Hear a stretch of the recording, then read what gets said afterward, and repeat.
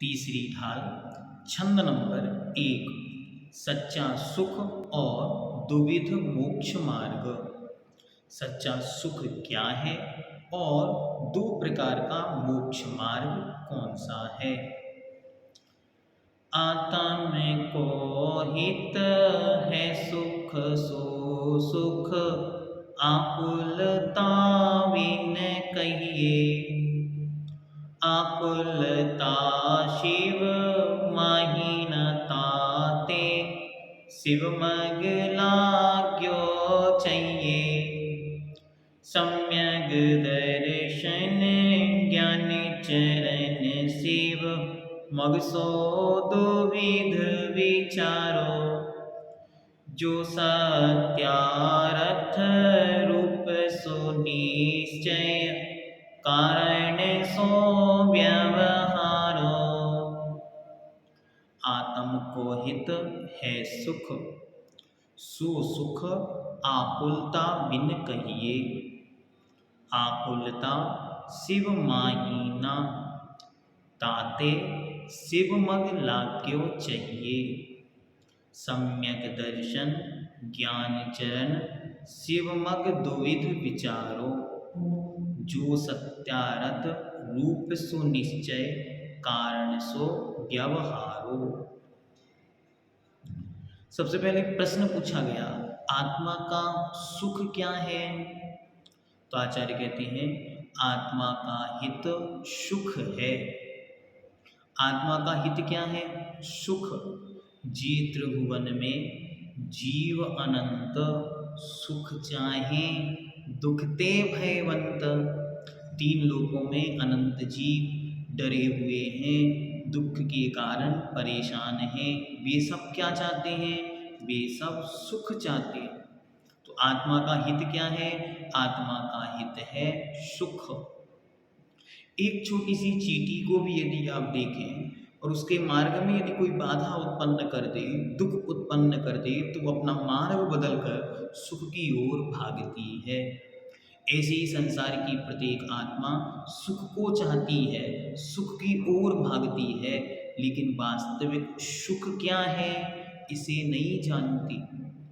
वास्तविक लक्ष्य क्या है इसे नहीं जानती, इसीलिए यहाँ भटकन हो रही है।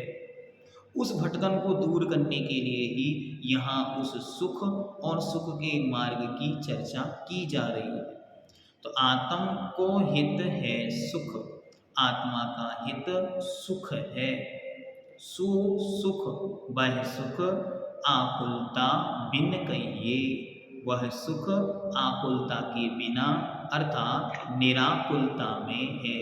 वह सुख कैसा है? वह सुख आकुलता से रहित निराकुलता में है। अब ऐसी निराकुल अवस्था कहाँ है? तो कहते हैं आकुलता शिव माही ना। आकुलता शिव अर्थात मोक्ष में ना नहीं है। एक ही स्थान है जहाँ आकुलता नहीं है, बाकी संसार में सर्वत्र आकुल व्याकुलता चलती चली जाती है।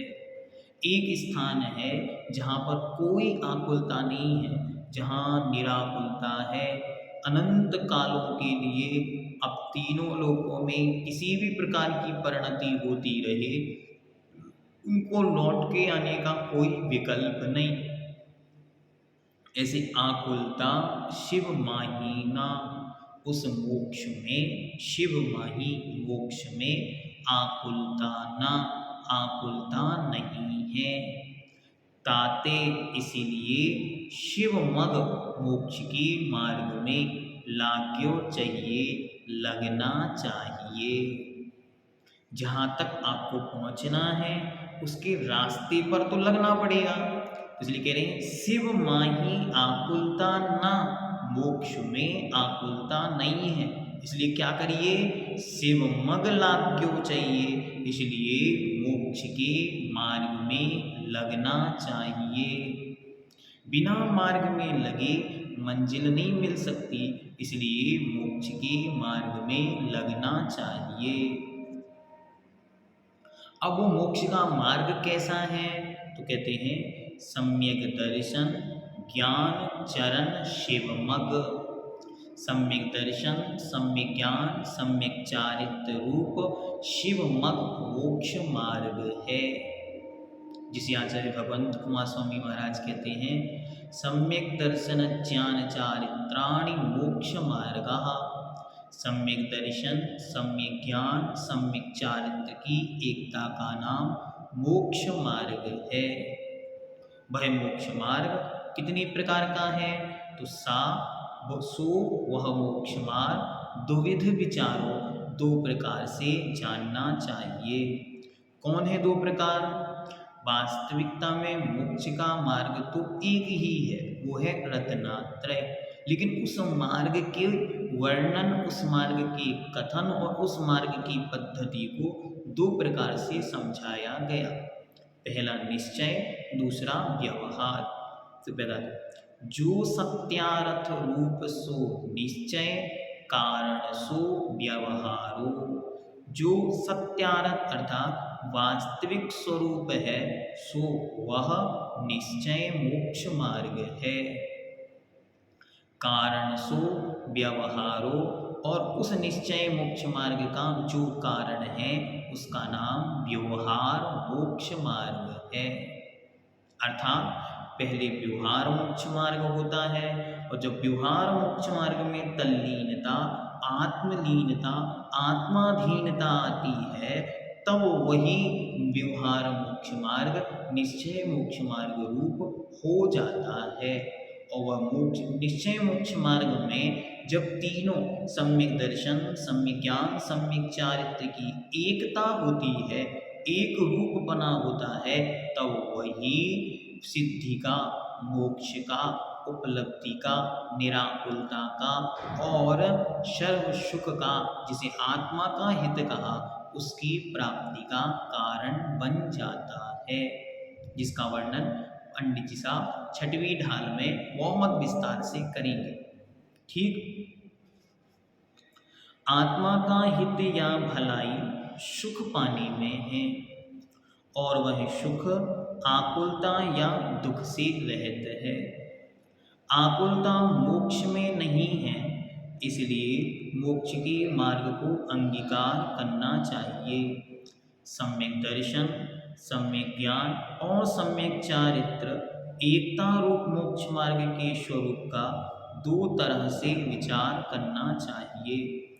जो वास्तविक या अंतरंग स्वरूप है वह निश्चय मोक्ष मार्ग कहलाता है, और जो निश्चय मोक्ष मार्ग की प्राप्ति में कारणभूत है वह व्यवहार मोक्ष मार्ग कहलाता है। बहुत ध्यान से हमको ये समझना है, व्यवहार छोड़ने योग्य, हेय, निकृष्ट या जघन्य नहीं है, अपितु निश्चय का लक्ष्य प्राप्त करने के लिए सहायक है, साधन है।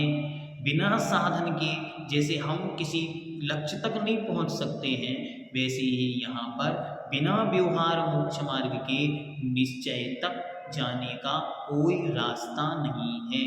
इसलिए व्यवहार की दृढ़ता, निर्दोषता निश्चय की प्राप्ति का कारण है।